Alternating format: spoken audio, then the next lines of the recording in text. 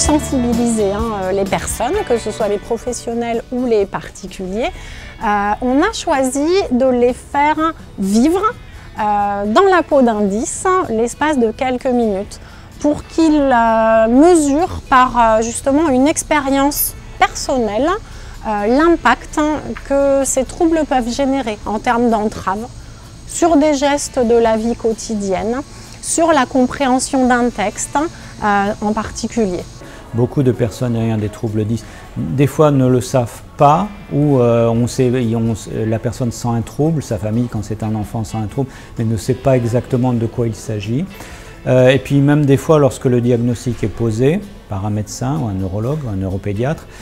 ils peuvent avoir tendance à ne pas vouloir l'évoquer et voire même à le cacher en emploi. Il n'est pas rare que des personnes ayant des troubles 10 ne l'évoquent pas et donc c'est pas le trouble en lui-même, c'est le retentissement qui est important de dire. Et donc du coup n'ont pas de compensation et se retrouvent en difficulté, voire en échec.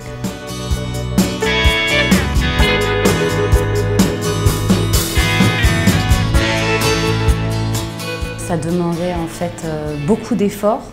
beaucoup d'imagination, énormément de concentration et du coup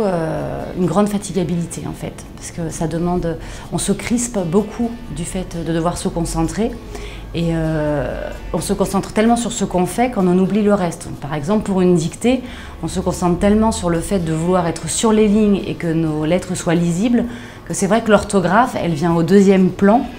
et au final on se rend compte que c'est énormément d'efforts pour un résultat juste passable, on va dire.